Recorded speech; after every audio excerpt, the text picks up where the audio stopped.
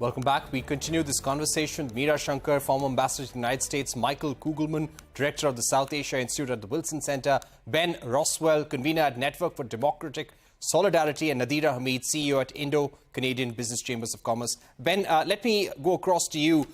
How do you think Canada is going to approach this further in the days to come? Things have already worsened a lot. We're also seeing reports in the CBC that, and they're attributing to sources, that a Five Eyes ally had shared intelligence about the murder of Hardeep Singh Nijjar, and this evidence was also used by the Canadian side. But no evidence has been released in public domain. What do you think about the Canadian government stand right now and the plan of action ahead?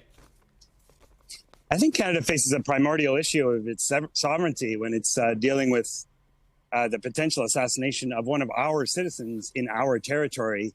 There's very little room for compromise. I mean, we have a fundamental duty. Our government has a fundamental duty to protect our citizens. And so I see very little room for compromise on Canada's part. I believe that the Prime Minister is probably not providing those that evidence because every country that has any kind of serious intelligence operation has to protect its sources and its methods. But I believe that the government of Canada would not have gone to the significant step of having a prime minister rise in the House of Commons and make a statement that's going to complicate a relationship with one of the most important countries in the world unless it felt that the lives of its very citizens were not in danger by the actions of a foreign state, no matter how friendly that state has traditionally been to Canada.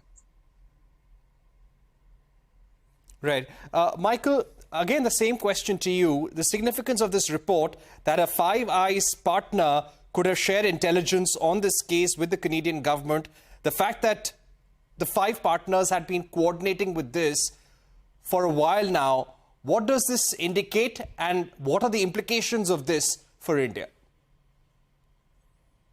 Well, no, I think this is this is a very important point that Canada works very closely with its Five Eyes partners, which include the United States, which I imagine is a strong candidate for the country that according to these reports, helped with Canada with intelligence, as well as the UK and Australia, also part of the Five Eyes alliance, and notably all of those countries have also dealt with the challenge of people, including citizens in their countries that espouse sentiment in favor of Sikh separatism. So it's a very complicated matter. And I agree with what the last speaker just said, that Prime Minister Trudeau strikes me as someone who is not an irresponsible leader and would not be willing to go out there and publicize these incredibly explosive allegations if he didn't think they were accurate, if he thought they were wrong, whatever the case may be. It would not make any sense. So that's why I think that these allegations that he has made need to be taken very seriously, especially because Canada can depend on some very close allies, including its neighbor, the United States, to help with and share intelligence on issues like this. Right. Nadira, my final question to you. When you spoke about pension funds, which are the sectors which you feel are likely to get impacted from the companies which are your members? What are the kind of queries you're getting at this juncture? So mainly at this time, with the situation changing every day and new things coming in, everybody is at this moment a little jittery, and we are getting, from the Indian companies, the big tech companies, they're worried about their people.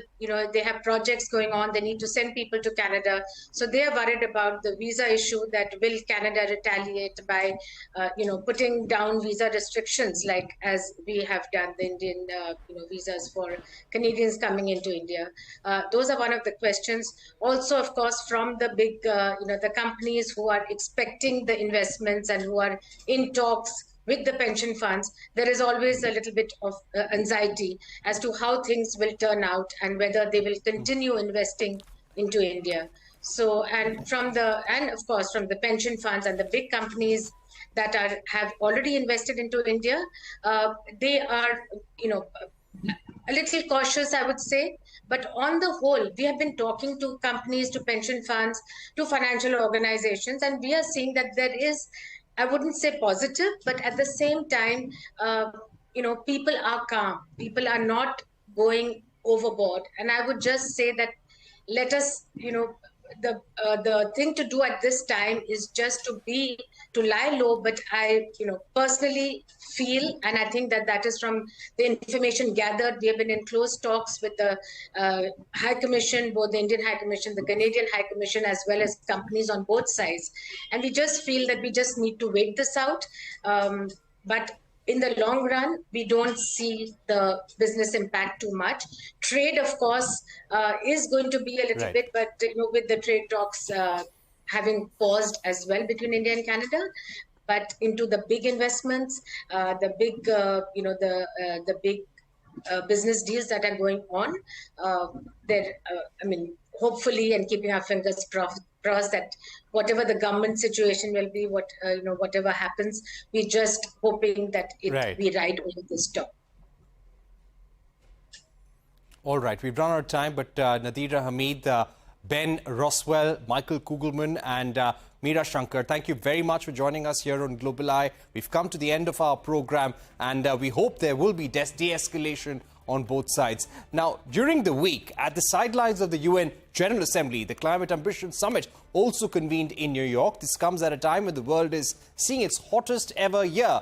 Top emitters, US, China and India gave the summit a miss. Radhika Udas gets you key highlights on the climate front from the UNGA.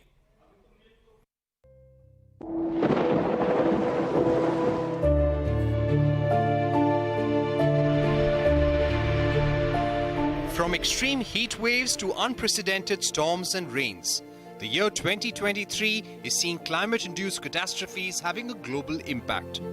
The world's collective effort to stop climate change has fallen short drastically, as pointed out by the UN Secretary-General. Humanity has opened the gates of hell. Horrendous heat is having horrendous effects.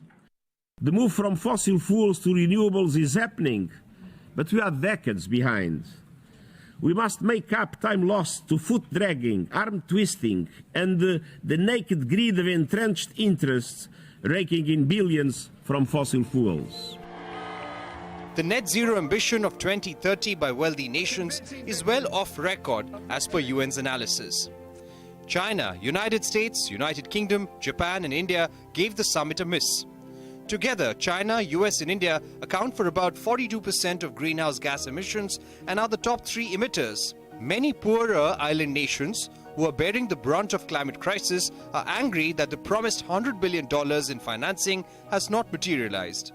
Neither Africa nor the developing world stands in need of charity, handouts or harms from the developed countries. What we need is fairness, a fair financial system, fair market access for green assets, products and services.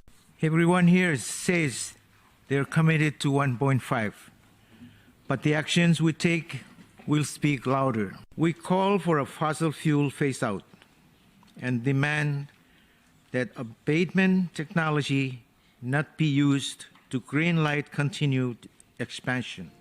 The world is headed for 2.8 degrees Celsius warming if leaders don't act now, warns the UN Secretary-General. He also announced earlier that climate breakdown has begun and the era of global boiling is here. The next crucial meet of leaders will now be at the COP28 in Dubai from 30th November, where climate justice and reducing emissions will dominate the agenda. With Radhika Udas, this is Parikshit Luthra for CNBC-TV18. Yes, this was a conversation at the G20 and will be a big conversation at COP28. With that, it's a wrap on this edition of Global Eye. News continues on CNBC-TV18. Stay tuned.